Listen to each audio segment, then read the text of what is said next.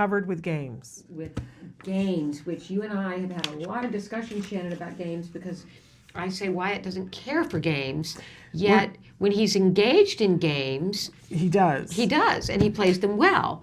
And so I'm very excited about this because I think it can be some games we can play with him. Yeah, absolutely. And maybe I could get him for Christmas. Absolutely. These are great games. We're going to have Brian Turtle from Endless Games. We've featured them before on the show because I love their games.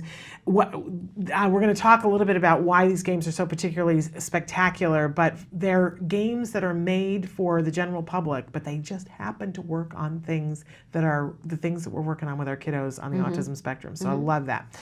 But before that, we have some quick in the news, some recaps on some things. If you had a pulse over the Thanksgiving weekend, at some point you got caught up in the controversy between Rosie O'Donnell, Melania Trump, and a little bit us.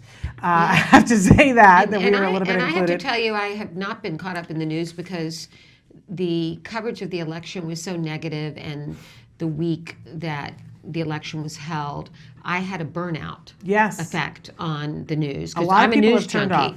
Yeah, a lot of people turned off and I don't. tuned out. Right now, I can't handle the news. And I think it's wise to know when you can't handle it. Yeah, this came to me through a number of friends saying, well, you must know about Rosie O'Donnell's now position in the Barron Trump autism rumor. Okay, and so let's go back to the beginning, and even before the election, there were a group of people who were saying online that they felt that the youngest Trump, that there were some behaviors, and they were asking some questions, and then it moved to people who were saying things as if they were fact. When that happened, my thing is don't give attention if people are seeking attention, but when, at a certain point, when people started saying it was fact, I did a piece here on the show and said, stop that. Stop saying that. Now, there have been people who have written to me and said, don't tell me what I can and cannot say, and people who have said First Amendment. I want to remind people that the First Amendment does not cover you lying about what you want to be true or what you think is to be true. It doesn't. And we now know, then eventually somebody who is on the spectrum himself made a video, which I saw the video and I thought it was a particularly incendiary, not positive video. That video got shared more, and then Rosie O'Donnell shared that video over, I think it was on Wednesday. She tweeted, and she did not say that anybody had autism. She asked a question. She said, is he? But she shared the video, and she said, because if he is, this could, really add to the conversation about autism. So then a new firestorm of people looking at the video because she shared it. And ultimately, Melania Trump hired a lawyer who went to the person who had that incendiary video that had over 4 million videos. James Hunter. Yes, who claims that he is on the autism spectrum. Yes, he said he was diagnosed at age 5. He has now apologized for the video, said he did not intend anything negative. He has taken the video down and put up an apology. One of the things that has come out of this, though, Shannon, that I think is very important, as you have discussed on the show about the rumors about Barron being autistic, and all over Facebook are these speculations. We now have a statement from the law firm that represents First Lady-elect Melania Trump and her 10-year-old son, Barron Trump. A video was posted at YouTube recently speculating that Barron might be autistic. He is not. And that is directly from the Trump family. So all of you people saying that this is going to be the great white hope for autism, they have gone on record now as saying Barron Trump is not autistic. This is from his mother and father's attorney representing the Trumps. Barron Trump is not autistic. This is not going to move by speculating it. We now have the facts. They're saying he's not, so let's end the conversation. And I will say this, Rosie O'Donnell has apologized as well, said that she meant no ill will.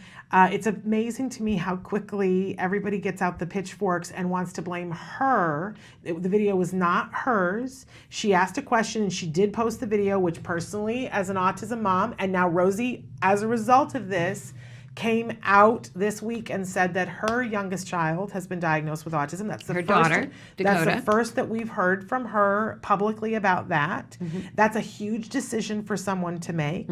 While I disagree with putting the link to that video, because I think it was a really not nice video in my opinion as an autism parent, I think that we all have to be careful about sharpening the pitchforks and the torches and putting all of this on her. Agree. I think it's time to quiet it all down, move on, let children be children, and let's be positive from here out and welcome Rosie O'Donnell to the community of parents. She says she's been immersed in the autism world, learning, reading, asking questions. It's all autism all the time. That's right. And we know what that's like. We know what that's like. So in any case, that's what the news is, and I want to move off from it because Okay. it's taken way too much attention.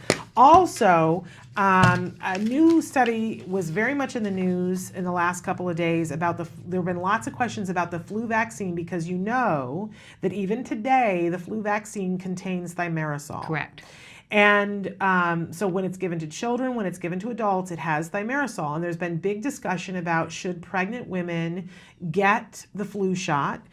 We were told originally that pregnant women are at risk for getting the flu and that they should get the flu shot. Then people said maybe not. Then people said, oh, when you get the flu when you're pregnant, that's what's causing autism. There's been lots of speculation about this. So a new study, all in the news about this, says whether you have the flu shot or don't get the flu shot, get the flu or don't get the flu, it appears that there is no correlation between autism.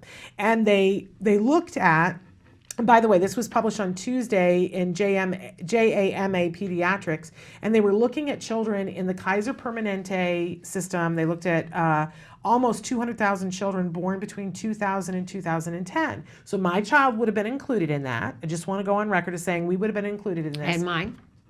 He was born in Kaiser? No, sorry, not Kaiser. That's okay. He was born But between those 2000. years. Yeah. But my son was born in Kaiser. I was offered a flu shot when I was pregnant. I chose not to get a flu shot. And so this is the big headline everywhere. But what I want to tell you is read the whole article, because in the whole article, when you get down to, there is one part where it says, well, it looks like the numbers were higher in women who got the flu shot in the first trimester. So just be aware of that.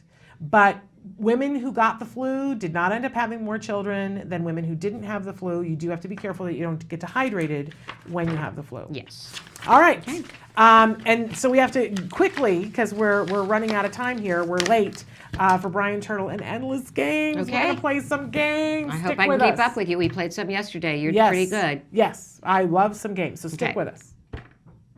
Potty training is different for every child. A child could come in with absolutely, no control over their bladder, and as long as that's not a medical issue, then we can certainly approach it behaviorally and give them the tools they need to be successful, just like any other skill that we would teach. Well, we think he's learning to pee on the potty. No big successes yet, and lots of accidents. Here is the laundry from today. For some of our kids takes, just a couple days.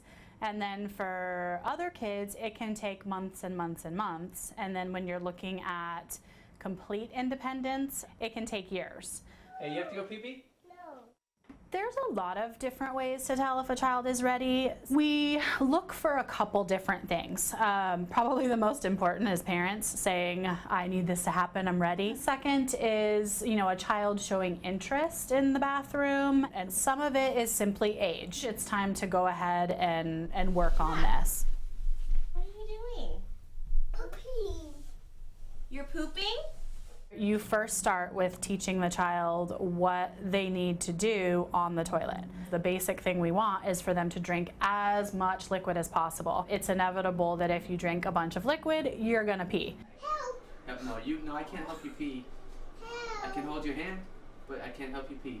Ultimately, what we want is that, the child, as soon as they're put on the toilet, they urinate. So that's step one.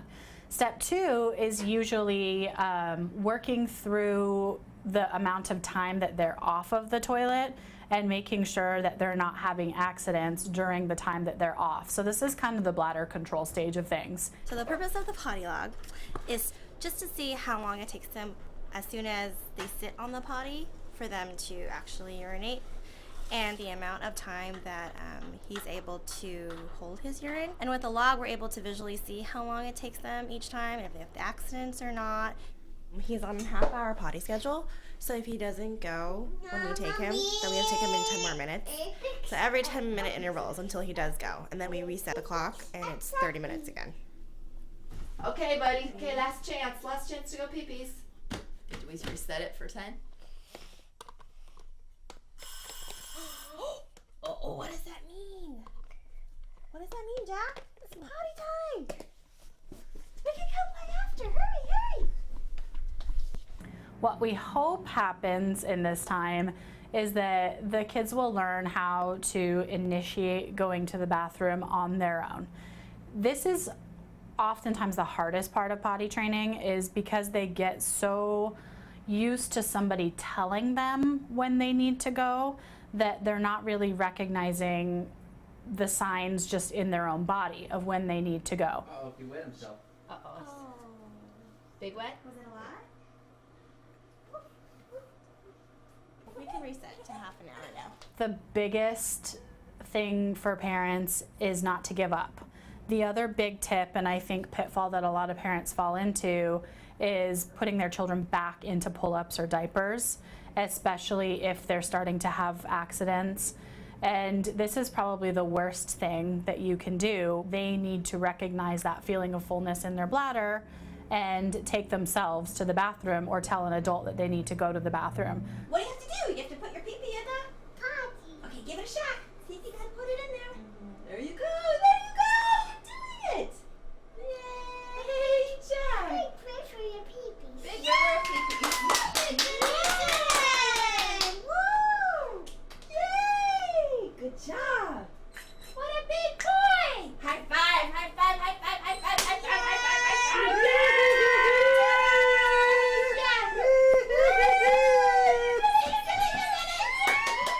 Welcome back. I love the cheering for the potty, and now we're back here cheering for other things, for games, because we have with us, joining us via Skype, Brian Turtle from Endless Games.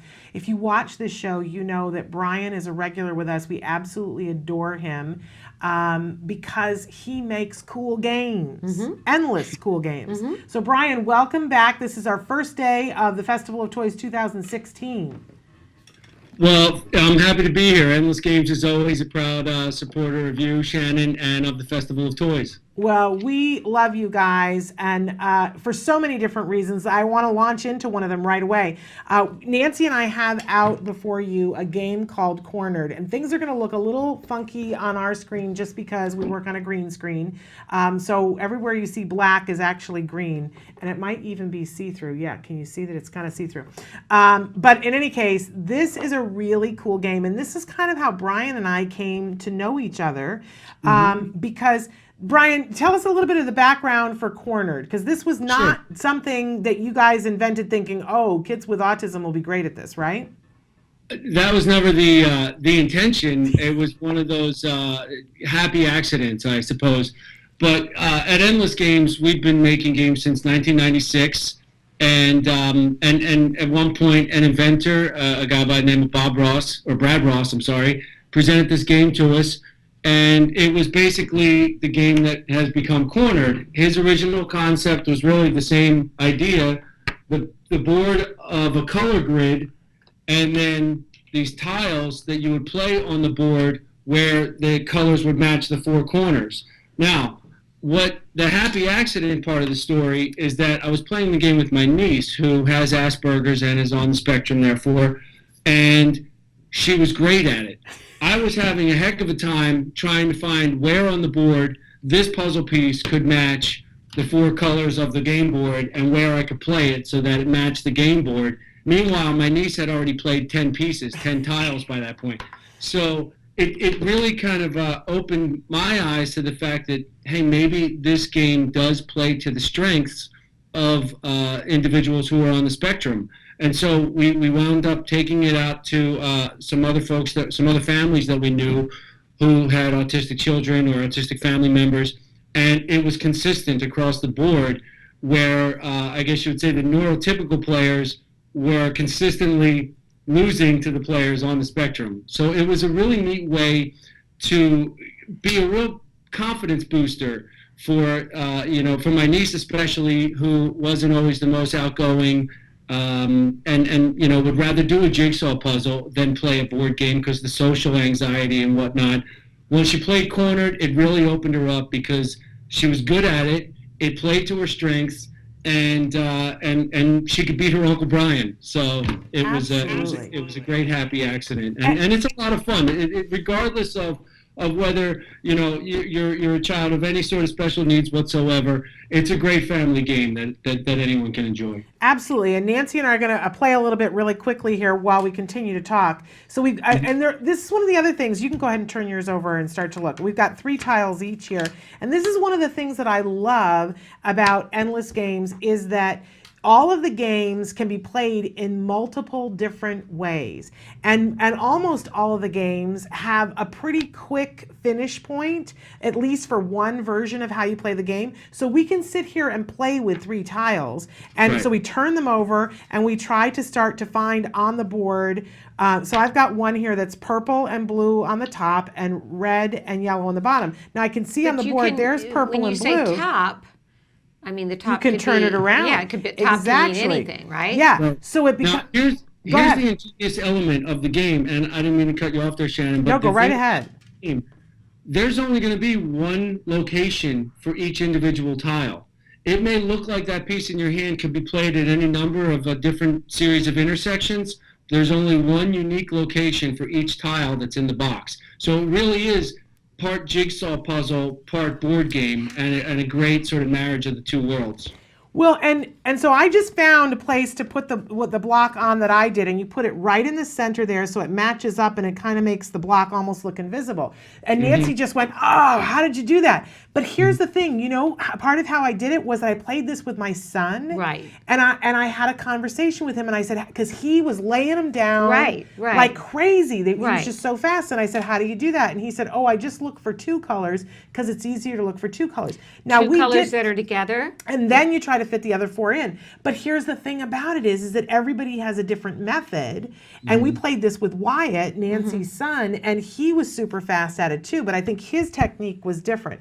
So it can be really fast, and you can do turns, or you can do it all at the same time. You can do just 3 tiles. You can do 10 tiles. You can do the whole box. Look at you. No. You're close. You're very close though. But the first time I played it with my husband and my son, and my son, it was just crazy. He was just slapping them down, and I was going, "What just happened?" Then I found 1 or 2, and I went, "Oh, okay, I'm starting to get it." And my husband was pulling up the rear. He was like, "Man, how'd you do that?" But it really exercises a part of your brain that's different than what you're using all the time. And I think it's lovely, but you can be working on winning and losing. You can work on turn taking. You're working on colors. You're working on visual perception. You're working on flexibility because you have to turn the block to get it to fit in sometimes. Great game. And there's the self-confidence factor because when they're super good at it and other people aren't, as Brian said, it really adds to the entire thing. Right. So Nancy's still puzzling. I'm still Now looking you were at- fast yesterday. I was You did fast really well. yesterday, but today I'm You got the hot looking- lights on you. I'm looking for purple and yellow. That's it. It really. Some days you'll nail them all real quick, and other days it's almost impossible to figure it out. So it's a unique game playing experience that very rarely plays in any way similar to the way you had played it the last time. And I really love that because a lot of times we were talking about this yesterday, Nancy and I, that when a kid doesn't already love games, and for our kids who are on the autism spectrums, that is usually The case. norm. Yeah, To they're gonna- them, it feels like Yeah, work. It work. feels like Yeah. punishment, whatever. But what we do is we set up the table and get a box, and get several games on the table. We pick one to start. We always have a good snack that's on the table, something that's really reinforcing to drink, and we bring the silly as parents. Okay. And so we make it fun, and within 30 seconds, everybody starts to get involved. But this game, I would play this with you for like another 3 minutes, and then I would go, okay, we're done with Cornered, and I would take the next game. Okay. And start Right. to play that, because what our kids learn is, oh, this is fun. It's not the sitting down to play, there are some games that are out there that are all night games. Right. You have to be Right. hardcore to want that. That's not what we're playing with our kids. These are fast, they're fun, and they're Right. colorful, and you move on to the next one. And you know what? You kind of make you're getting your I got point. one. Ha! Yeah, she got one, Brian. Oh, Yay! terrific. Nice work, Nancy. One of the points, though, that you were sort of heading towards, Shannon, was that the kids are used to playing with the games they're already familiar with. And whether it's that one game we all know that takes 7 hours to play or whichever, in a lot of cases, it's more on the parents, because I think the parents don't want to have to read lengthy instructions and learn a new board game and then teach it to their children. So at Endless Games, we do try to develop games that you can be playing within 30 seconds, and they're not difficult, and it gives you a chance to try something different than the 5 or 6 games that seem to be in everybody's game closet. So Yeah. we do encourage you to try some of these other new products and not just keep breaking out the same old, same old. And Cornered, I want to say too, is fabulous, because this is a game that you can work on with kids that are nonverbal or pre-verbal. And you have an age on the box, Brian, that I think it says 8 and up. But for our kiddos who are on the spectrum, I think you can get this game for 5 and up. Yeah, it's a tricky world when you're trying to come up with the age range, because you don't want it to seem too juvenile.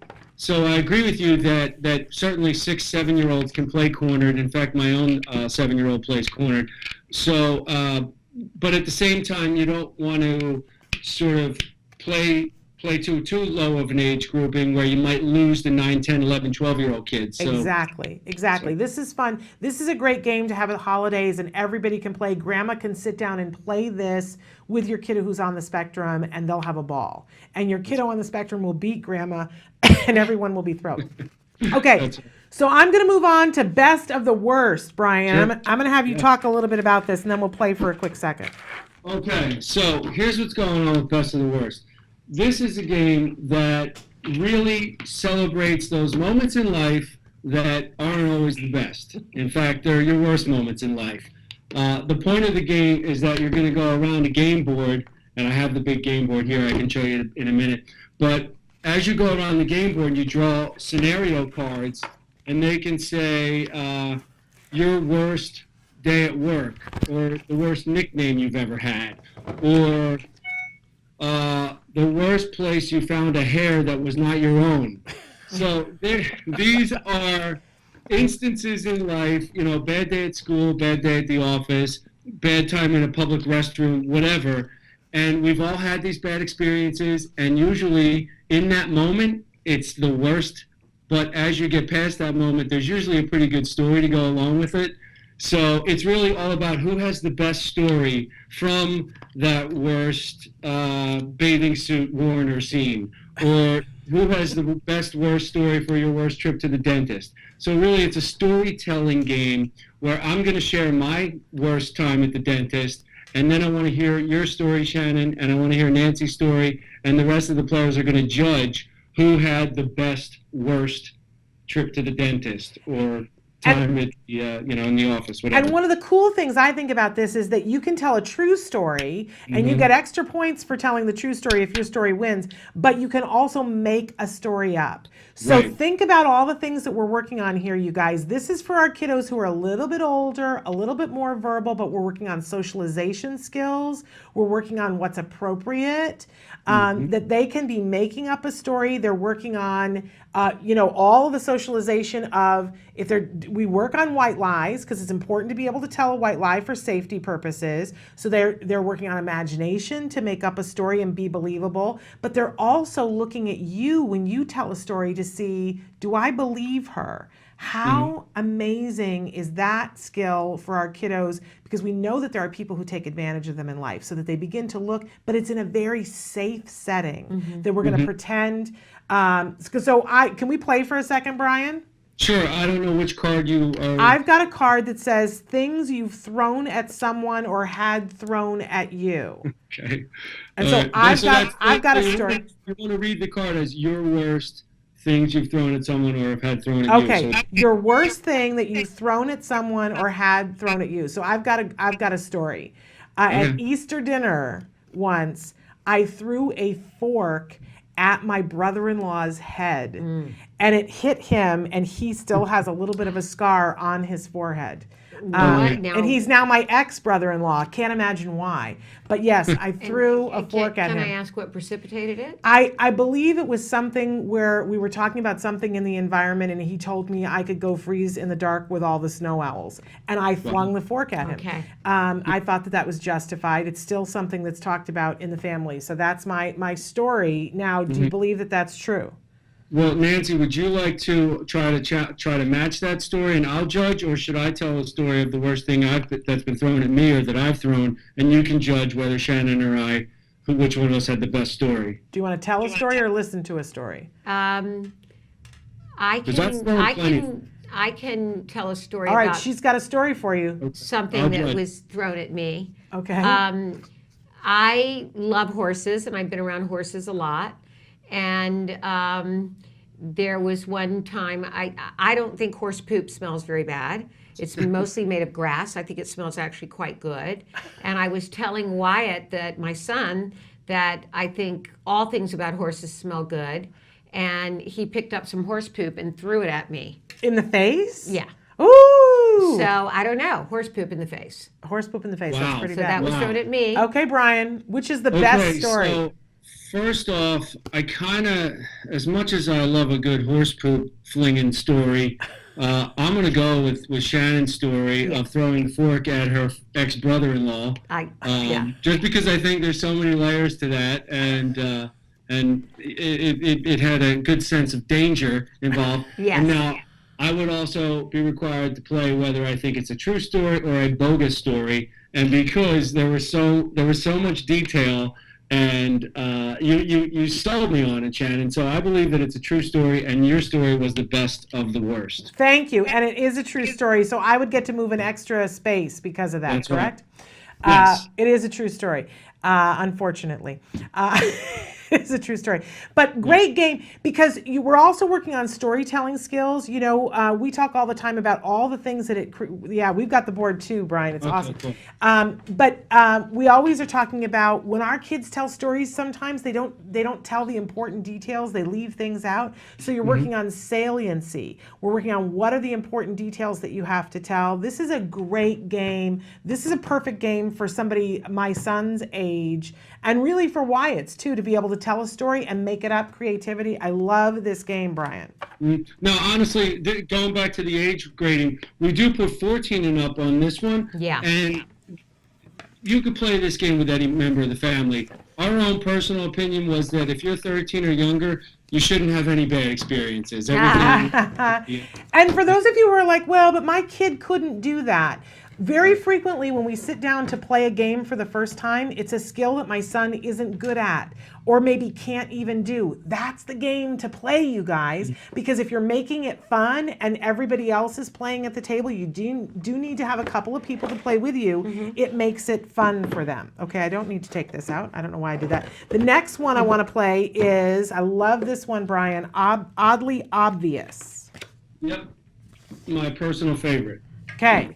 Now, and this is a game that can be played in a lot of different ways too. I know you guys have great instructions, but there are so many things that you can do with this game with kiddos who are on the Great spectrum. for kids to learn synonyms, antonyms, and But puns and thinking yeah. differently with language. So, Brian, give us our explanation about what this game is.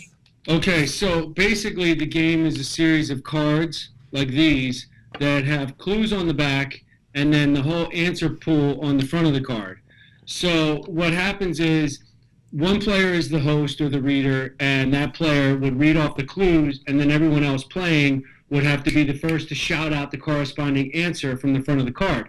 But it's not obvious. The name of the game is Oddly Obvious for a reason. It's because the clues are punny and have sort of hidden meanings in the words there and are very riddle-like, almost like doing like sort of crossword puzzle-like with the clues.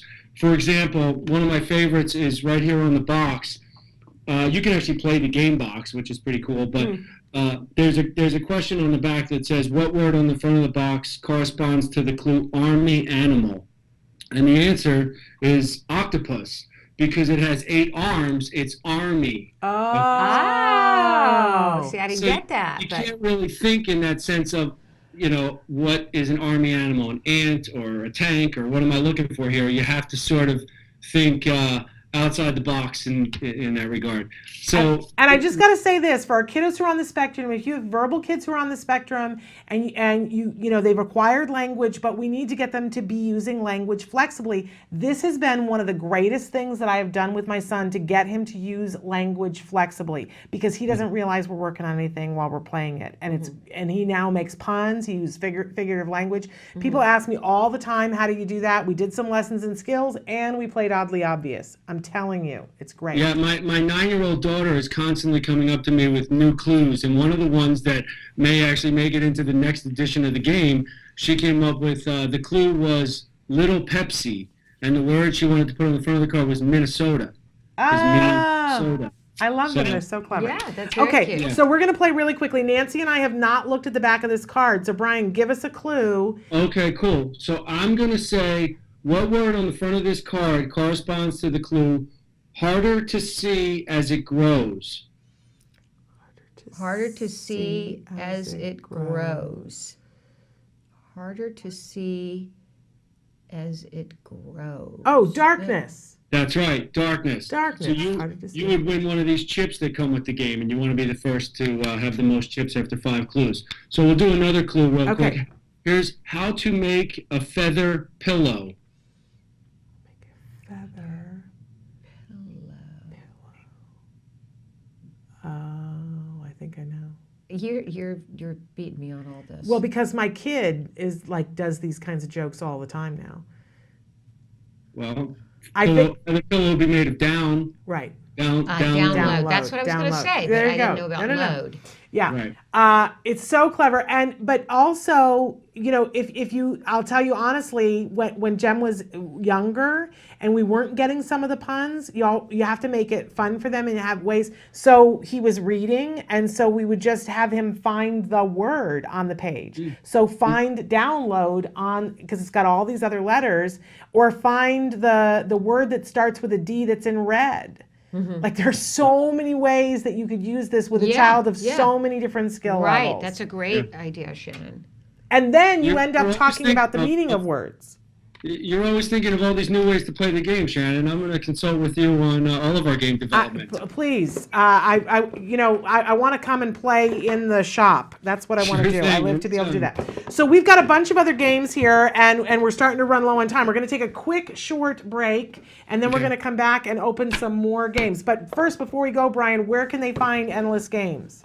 Best bet is to come to endlessgames.com. You can contact us right there at our webpage. You can find out more about each one of these games there at our webpage. You can buy these games there at our webpage.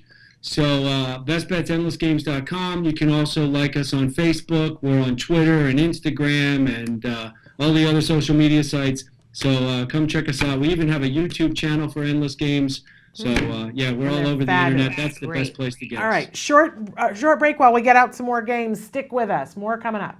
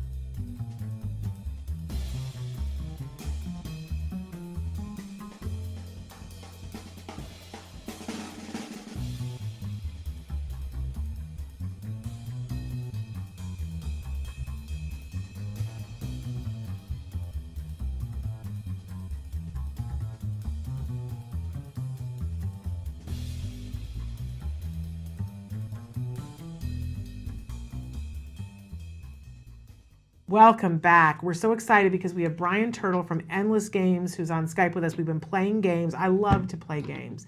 This is my favorite thing. And you know, sometimes when we don't know what to do with our kids, this is exactly what to do with our kids.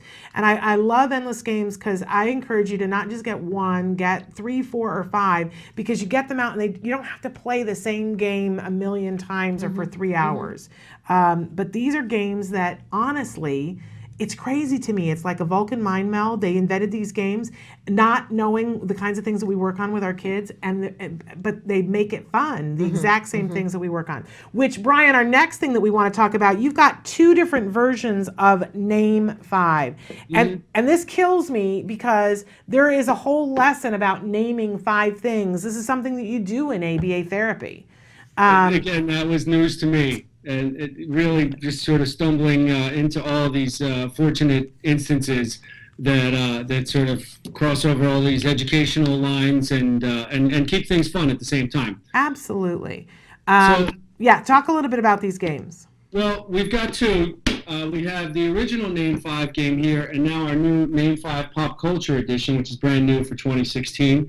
So what Name 5 is, basically, was a game that some friends and I used to play long before we had developed it into a board game, just sort of a kind of long car ride type trivia game sort of a thing where we'd say, can you name 5 songs by the Beatles? And then one guy would sort of time another player and they'd try to rattle off as many songs as they could.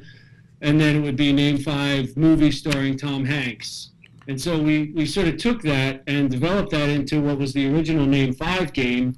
And this encompassed everything from music and movies, and it also would have things like name the 5 Great Lakes or name 5 contiguous U.S. states. So then it invited in some geography, maybe some U.S. history, some world history, and it really was a great all-encompassing board game. In fact, Name 5 is one of our all-time bestsellers at Endless Games, but it inspired us to take out some of that geography and some of that history and break out the all pop culture version of Name 5, which, like I said, is brand new for this year, for 2016.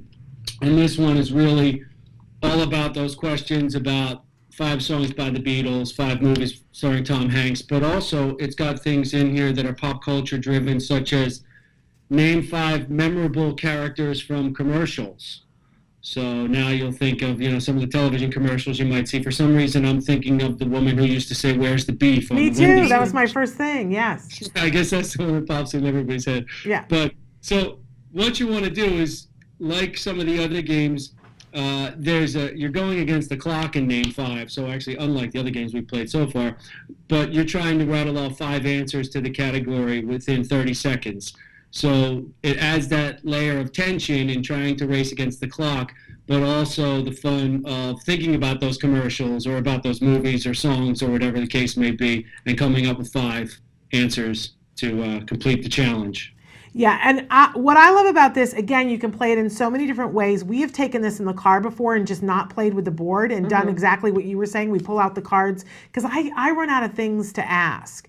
But anybody who's done ABA with your child, they teach categories. So they'll teach them all the different musical instruments, and first they have a prompt and they show a card and they show them all the musical instruments, and then eventually, they'll say to them, name 5 musical instruments, right? And they have to be able to say them, and then they try to add it into real life situations. Well, this makes it much more fun, and they're playing with other people. It doesn't feel like therapy. And the categories are widely different. I would say if you have a younger kiddo on the spectrum, get the Name 5, the original one. Right. But if you have a teenager, especially those Aspie teenagers that they're working with socialization, Aspie teenagers, I think. this absolutely Name 5. But here's the other thing. Even if you have a kid who doesn't know much about pop culture, here's what you do. You play in teams. So Jem and I would be on a team together, and you and Wyatt would be on a team together. And you turn over the egg timer, and suddenly there's this thing about immediacy. And in ABA, when we finish off any lesson, there's a whole bunch of different ways that we teach something. But the last lesson that we teach is fluency with a lesson, which means that you're doing it fast and appropriate and getting it right, but doing it fast and accurate. So you turn over this timer, and I say to you, name 5 things that teens do with their phones, and you say, they play games. And then Wyatt comes up with something, and you're helping each other, and you can be prompting him it really gets them to the point where they can play on their own. Okay. It's a really amazing thing to be able to do. I love the team play especially. So great games. Again, Brian, where do they get them? Oops, did we lose him? You guys there? Yeah, Yeah, we're we're here. here. Do you have us? Can you hear us? Hello, Brian. If you can still hear me, great. I kind of lost my audio on my end. Oh, okay. Okay. We're gonna move on to when you can hear us. Let us know when you can. Do you want to play one of the pop culture? Okay, let's play. We're gonna play one, Brian. Okay, I don't want to pick ahead. Yeah. Okay, Yes. here's one that our kids would like. Okay. Name 5 characters from SpongeBob SquarePants. Okay. Yeah. So SpongeBob, Sandy, Peach. Peach. What's the name of the guy who owns the restaurant? The Hamburger Shack. Yeah, right. I can't think what his I name. know, Mr. Krabs. Mr. Krabby. Mr. Krabs. And Skull. Who's the one that looks like Squidly. Squidward. Squidward. Squidward. There we go. I think we got 5, right? And Pearl. Pearl's the daughter yeah, of yeah. And we still haven't done Patrick, the star. And Patrick, Okay, of haven't course. done- How can we All right. leave him out? No, I know the big Did you star. guys lose me there for a second? We did Yeah, we lose you did, for but a we second. went ahead and played pop culture name 5. Cool. I think I heard the end of it of the characters from SpongeBob. That's right? Yes. Right. Yes. Okay. And just another just quick point there, Shannon. And Yes. you may have made this point. I think you were saying about how you guys just like to play a lot by just by breaking out the cards. And Yes. these are great icebreakers, great after Thanksgiving dinner or after Christmas dinner sort of quick playing tools here, just the cards themselves. But I do love the game board here, which is also sort of small and travel sized, but it's reminiscent of like an 80s arcade game type of a look. So Absolutely. I was happy with the way that the game board itself for Name 5 Pop Culture turned out as well. It's really cool. Now we want to take because we're running out of time here, but I want to talk about 60-second slam first. Yeah, cool. Okay, and this game plays super fast. In fact, it plays in 60 seconds. So I love it. yeah, so that's basically 60-second slam is like a lot of category-based games, or basically what it is the game we play on long car rides, my kids and I. We call it the alphabet game, where we'll say something like things in a supermarket, and my one daughter will have letter A and say apples, my other daughter says B, bananas, and I say C, carrots, and on we go, try to cover every letter of the alphabet. 60-second slam is the same exact concept. You have score pads that have all the letters A through Z, and then you have a 60-second timer, sand timer, once again, element of putting you on the clock, and then you draw a card. And this one here, you would have the choice of board games or Christmas carols. And say if we were doing board games, we'd put us on for 60 seconds, and then everyone playing would, in 60 seconds, write down as many board games, one for each letter. So you wouldn't have to go in alphabetical order, but you could just put one for, whatever letter you came up with. Name 5, password, Family Feud. As you write them down, you cross off the letter, and then at the end of 60 seconds, whoever has the most unique answers is the winner of the round.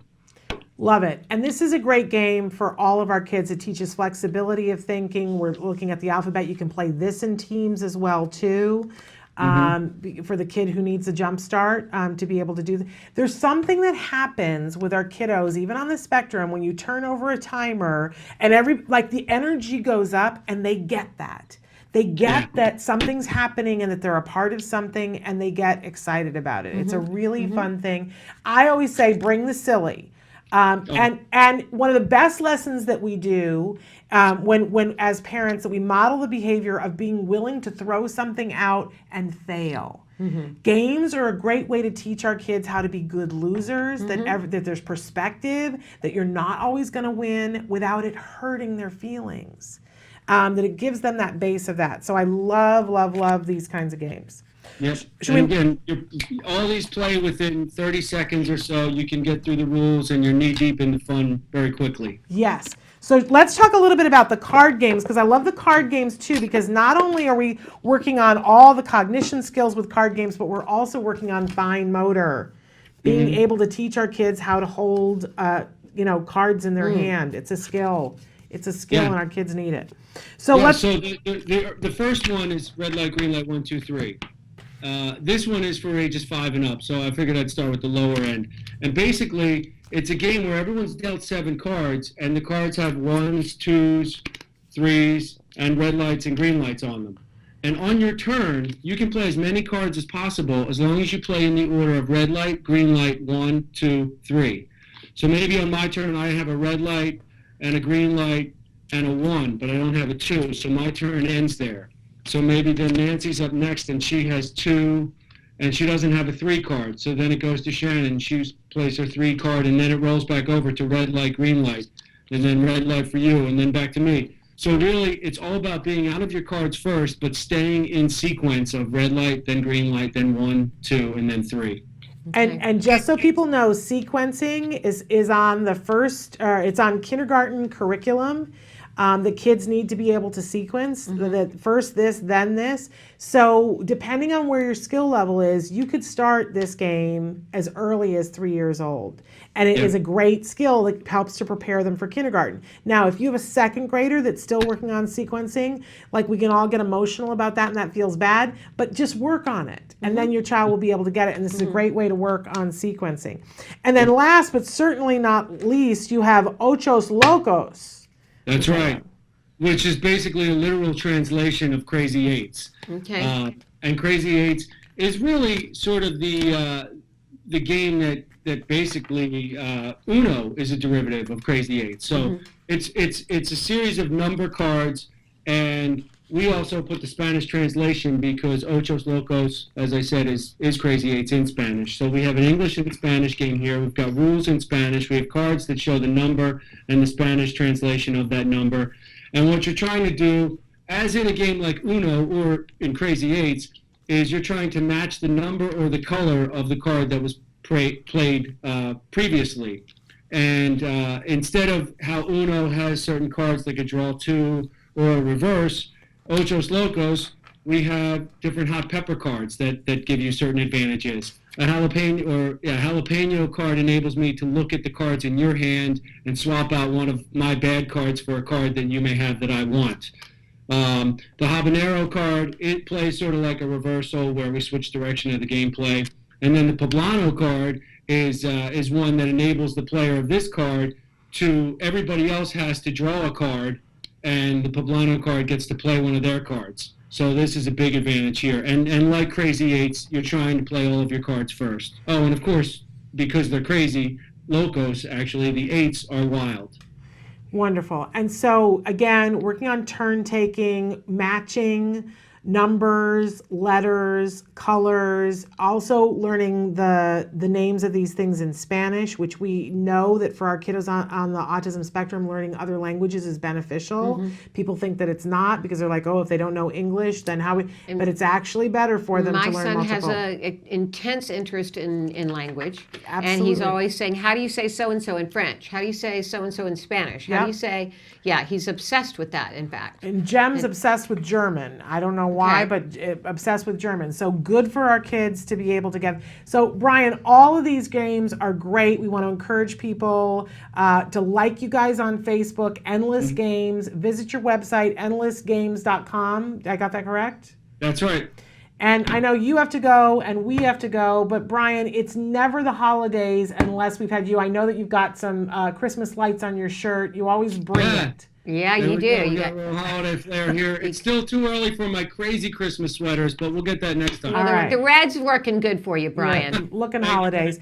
Thank you, and thanks to everybody at Endless Games. We appreciate you so much, and we want to encourage people, get these games, get them underneath the tree, get them for Hanukkah. They're fabulous. They help to build strong bonds with the family. And have work on it with your skills program, or if you have your child's therapist. Like, Oh, I get a yes. little overwhelmed by this, but I know that Wyatt's the therapist therapist could involved. work on this And with invite him. friends over. I'm going to play games with Wyatt. Yep. Thank you so much, Brian. Have happy you. holidays. Happy holidays. You too. Thank you. Now we are right down at the very end, but I want to take had a a couple quick of seconds. stories. We just had the one story because That Act ties Today- into Yes. our Act Today program. Yes, and we always hate to leave you on a negative note, but on Thanksgiving Day, there was a 9-year-old who went missing in the state of Texas, and he was visiting family for Thanksgiving, and the entire community turned out to try to find this little boy. Yeah. And unfortunately, when they did find him, he had already drowned. Right. And this happens too much, my friends. And we don't want to leave you with that. We want to leave you with the fact that there's something that we can all do, and we can do it today. And that something is a new campaign that is called STOP.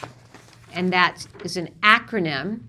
It's Stop Autism Death by Elopement, Secure, Teach, Organize, and Protect. Because we can do all these things through the kind of grants Act Today gives out. We urge you to make a donation. Go to www.act-today.org. Any donation, any amount, you will save the life of a child. And that, what is a greater gift than that? We can all make a difference. Do it today, and there is no donation that is too small. We're going to be back tomorrow. Tomorrow, we're really going to dive into play on the show. And for those of you who got the little ones, tomorrow we've got some board games from Peaceable Kingdom that teach social skills and cooperation. So that's going to be our toy of the day tomorrow. We also have Bonnie Yates, special education attorney, who's going to be with us and answer some more questions. Really important stuff. But we're going to pull apart play and why it's important, even if our kids don't like it, to work on it. And to start early and continue all the way through. We're done, but give your kiddos a hug from me. And give yourselves a hug from me. Bye-bye for now. Bye-bye.